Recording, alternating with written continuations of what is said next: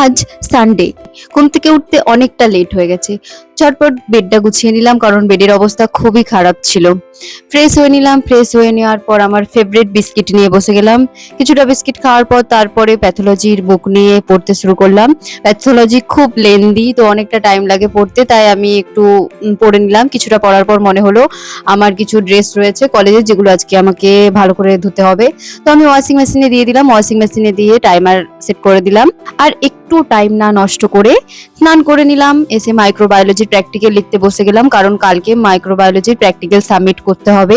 কিছুটা মাইক্রোবায়োলজি লেখার পর খুব খিদে পেয়ে গিয়েছিল, ইন্টার্ন ক্যান্টিনে গেলাম, ওখান থেকে ভাত আর মাছ খেয়ে নিলাম। এসেই আমার ইচ্ছে করলো কেন জানি না আজকে একটু মুভি দেখার, তো 12 ফেল মুভিটা একটু দেখলাম, বাট পুরোটা শেষ করতে পারিনি। তার আগে প্রচন্ড আবার ঘুম পেয়ে গিয়েছিল, তো টানা 3-4 ঘন্টা আবার ঘুমিয়ে নিলাম। জানি না সানডেতে আমার এত কেন ঘুম পায়। ঘুম থেকে উঠতে না উঠতেই আমার ফ্রেন্ডরা আসলো, বললো চল সোদপুরে। তো চলে গেলাম সোদপুর মার্কেটে। দেন ওখানে গিয়ে ওখানকার স্পেশাল মোমো খাবো না এটা হয়, তো মোমো খেয়ে নিলাম। মোমো খাওয়ার পরে আমরা চলে গেলাম একটু মার্কেটে কেনাকাটা করতে। একটু কেনাকাটা করার পর আইসক্রিম দোকানে গেলাম, তো এখান থেকে এই কুলফিটা খেয়ে নিলাম। আমরা সবাই একটা একটা করে নিয়েছিলাম। তো আজকের ভিডিওটা এতটাই, চলো বাই।